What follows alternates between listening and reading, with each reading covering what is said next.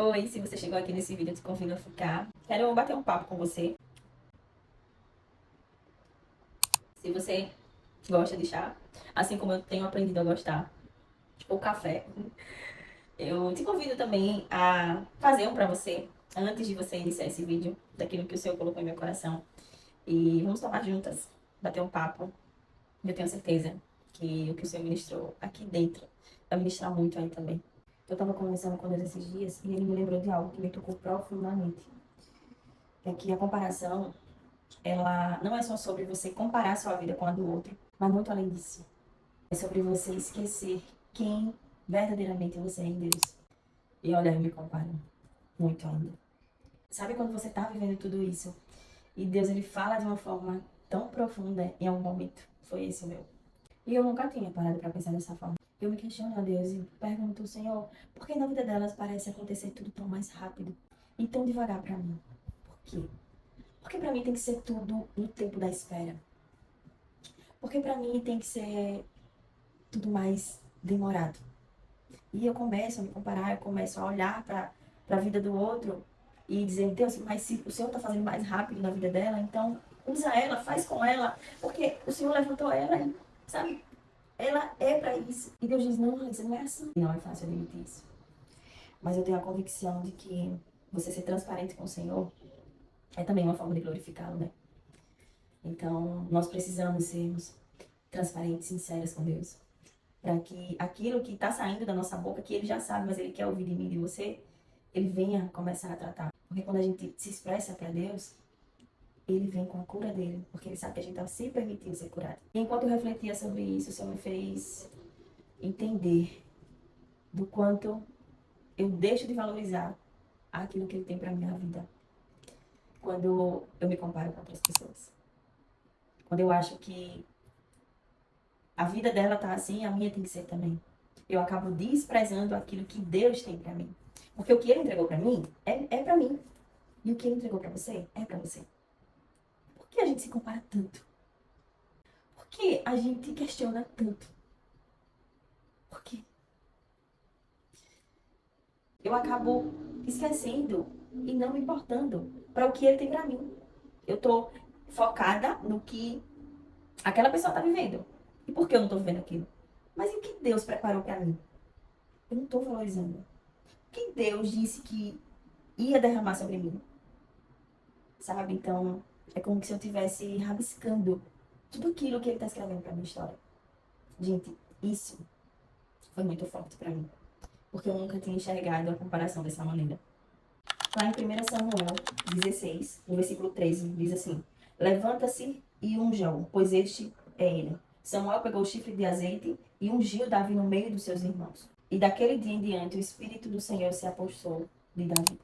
É que entre a unção e a coroação aconteceram muitas coisas. Davi enfrentou Golias, serviu ao rei Saul, foi perseguido por Saul, precisou fugir e viver em cavernas, foi rejeitado e injustiçado. Teve a oportunidade de matar Saul, mas quis honrar o tempo de Deus. Somente anos depois, Davi se tornou rei. Enquanto todos olhavam para o outro, Deus estava trabalhando no coração de Davi. Porque Deus se importa tanto com quem eu e você que estamos nos tornando, quanto com o lugar para onde Ele está nos levando. E dentro de todo esse confronto, eu entendi. Deus está me esmagando. Assim como a azeitona precisa ser esmagada para produzir o azeite, existem processos que também vão nos esmagar. Processos que confrontam o nosso orgulho, a nossa ansiedade, as nossas expectativas e até as nossas inseguranças. Dói esperar o tempo de Deus, dói não entender os planos de Deus. Dói também ver outras pessoas vivendo aquilo que você ora há tantos anos. Mas o azeite, ele só é produzido quando existe pressão. E ele pode estar gerando em nós algo mais profundo, nos tirando de um lugar de independência, para nos posicionarmos e ficarmos no lugar de dependência. E através dessa dependência, ele vai gerar maturidade, vai gerar cura, crescimento, intimidade, paciência, e com tudo isso, ele vai gerar nossa única e verdadeira identidade. A identidade que ele se revelou para nós. A identidade que ele disse quem eu era e quem você é. E não aquilo que as pessoas estão pensando ou que você está se comparando. Mas é quem ele disse que você é. Você já parou para pensar que no final das contas a comparação, ela diz exatamente aquilo que você não é? Eu não tinha parado para pensar nisso. De verdade eu não tinha. Mas Deus continua me lembrando quem eu sou. Eu sou filha. Você é filha. E não tem ninguém que destrua e que risque essa sua identidade. E sabe, tendo esse confronto com o Senhor, é nesse lugar que eu quero permanecer. Não olhando para o lado, não me comparando com ninguém, não medindo a minha vida com as outras pessoas, mas aprendendo a confiar no Deus que escreveu a minha história. Sabe? Exatamente o capítulo que eu preciso estar. É nesse lugar que eu quero permanecer, é nesse lugar que eu quero ficar. Porque antes de tudo, antes de você se tornar uma psicóloga, uma médica, uma esposa, você é filha de Deus. Você tem essa identidade. Não tem ninguém que tire isso de você. Olha, Deus, que você não servimos. Ele nos deu uma identidade única. Tá tomando seu chá? Seu café? E sabe, dói muito ser esmagada. Eu não sei se você hoje vive isso, mas eu vivo. Foi muito difícil gravar esse vídeo pra vocês. Muito difícil eu aceitar que eu tinha que vir compartilhar isso com vocês, porque foi o Senhor que pediu pra eu vir.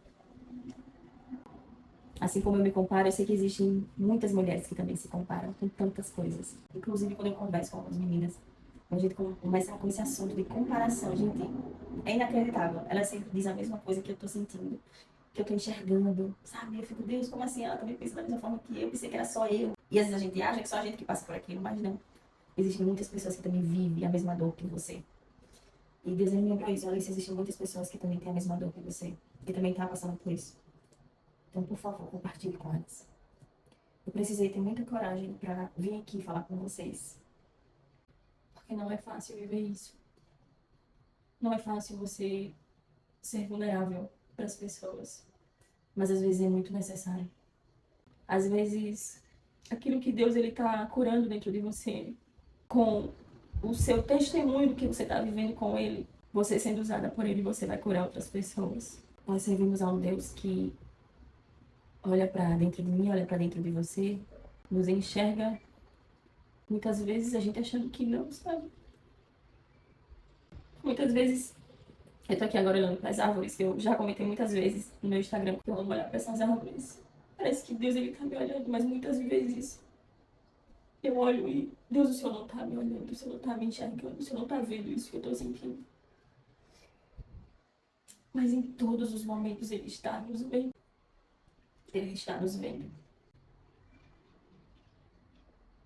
Mas assim como eu comecei a sentir o cheiro do perfume do azeite sendo gerado, em nome de Jesus, se você não está sentindo, eu declaro que você vai começar a sentir esse cheiro do perfume do azeite sendo gerado através da sua dor. Não é fácil. Não é fácil você se permitir ser curada. É uma das coisas mais lindas no Evangelho. É você reconhecer os seus erros, é você pedir perdão ao Senhor, é você se perdoar também. Isso é muito importante. E você deixar que Ele esmague você. Você acaba se tornando quem Ele quer que você seja. Você acaba tendo o caráter de Cristo. Você acaba sendo como Ele. Você acaba se parecendo como Ele, sabe? É muito lindo. É uma das coisas mais lindas que eu acho no Evangelho. É a cura do Senhor. Porque Ele habita, sabe, gente? Ele habita. Eu creio que Ele está aqui. Eu creio que Ele está aí com você também. Eu creio que Ele vai habitar e Ele vai curar você. Eu creio que Ele vai tocar em você. Tem dias que parece que a cura ela não está fazendo nenhum efeito. Parece que nada está acontecendo. Parece que Deus não está nos vendo. Tem dias que é muito escuro. Tem dias que você se sente sozinha. A dor ela aperta muito. Tem dias que eu pergunto, Deus, o Senhor está onde? Desculpa falar isso, mas o Senhor não está me vendo. Tem dias que eu passo por isso.